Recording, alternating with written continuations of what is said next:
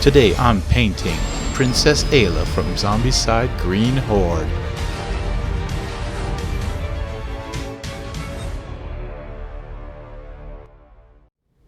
Hey everybody, welcome to the channel. I'm Rob the Easterling.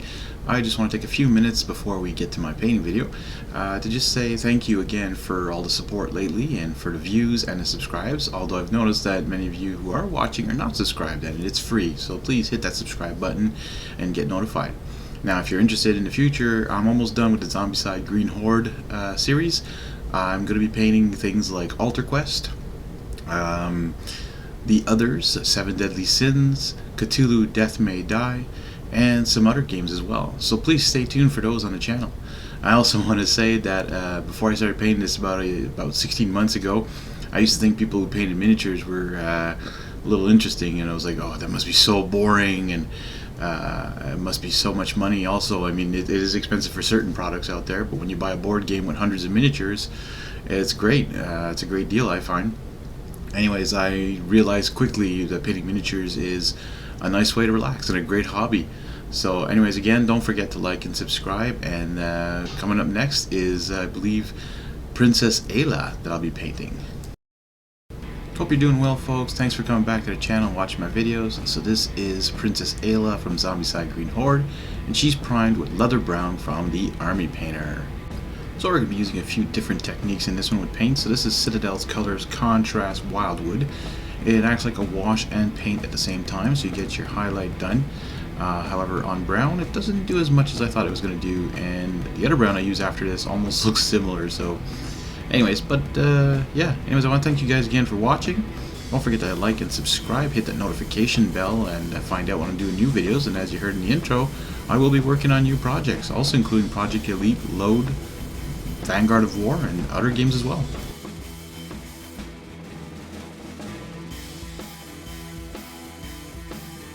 I'm going to be using another contrast called Cygor Brown from Citadel Paints, and this is going to be for her boots, I believe. Yes, for her boots, and all like the straps of the leather straps and all that, like holding up the belts and so on and so forth.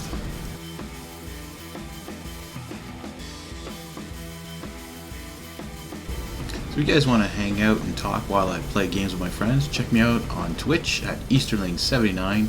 Right now I'm only doing Friday nights at 9 p.m. Eastern Time, but I will be adding more nights eventually, so keep an eye out on that. Again, it's Twitch TV, Easterling79. I just forgot to mention this, but I actually think this miniature is probably based off of Wonder Woman. You see a lot of the likeness in this one.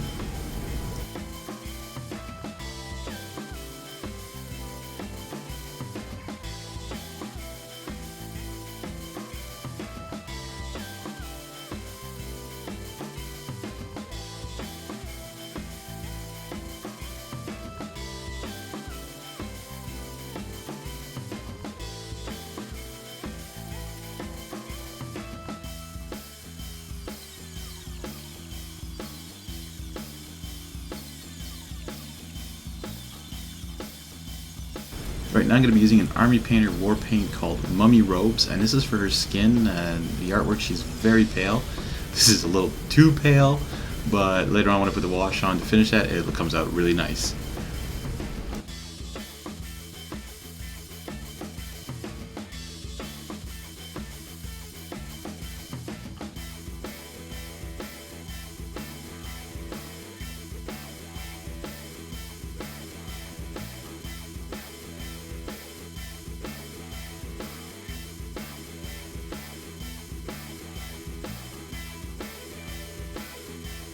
Alright, so I'm going to move on to the innards of her shield and the outside part of her shield in this Crypt Wraith, which is an Army Painter war paint.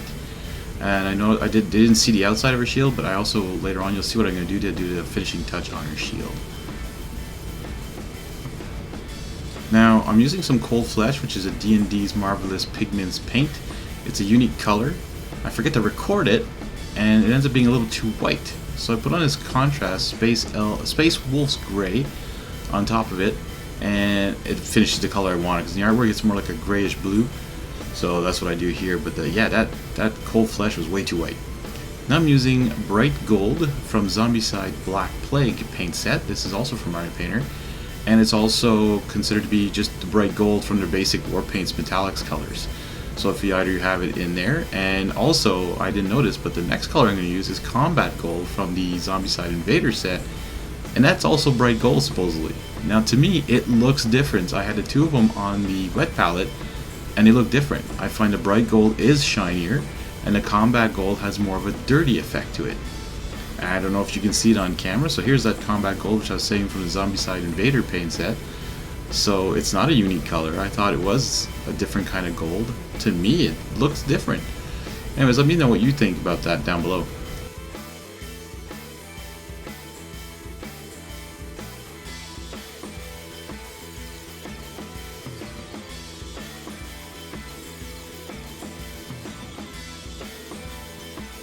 Alright, so I'm going to be using another unique color from the D&D's marvelous Pigments paint sets, and this is Ethereal Spectre, and I think this comes from the Undead set, I'm not sure. Now her cape is like a light purple, so doing this pink underneath and adding later on a nice purple tone wash gives it exactly the color I want with the highlights I was looking for.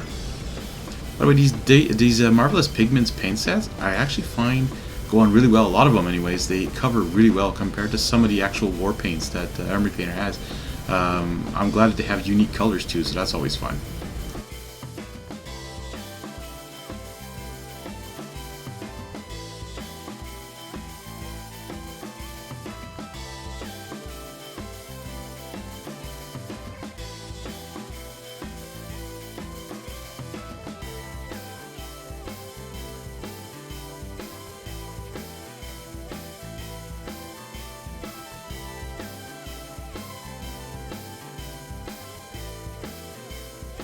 Now here's where I'm going to buff up that shield with some Turbo Dork paint, which is Twin Suns. And this is a metallic color changing. And this one is from when you move it top to bottom, it goes from like a blue to a green. Now it doesn't show too much here, but once it's dry, nice. Now we're going to do some Gunmetal, which is a metallics paint from Army Painter, and this is for the sword.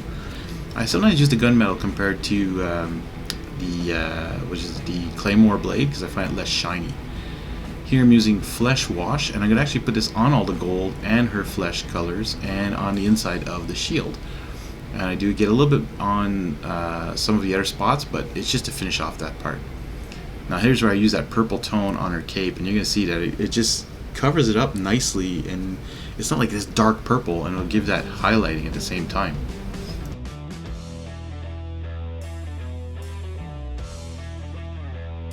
And here I grabbed some of that combat gold just to do a nice little trim on the edge of her dress, her cape, which shows up at the end. Now we're doing the Battle of the Bloods. This is Blood for the Blood God, a technical paint from Citadel. A lot of people say to use this one instead of Army Painter's blood effects. I'd like to know in the comments below what you guys think. Blood for the Blood God or blood effects? Anyways, this is Princess Ayla all painted up. Now I don't paint her base because all I do after is add some grass to it to finish it off, and you're going to see that coming up. And I hope that you guys like these videos, so don't forget like, subscribe, and hit that notification bell.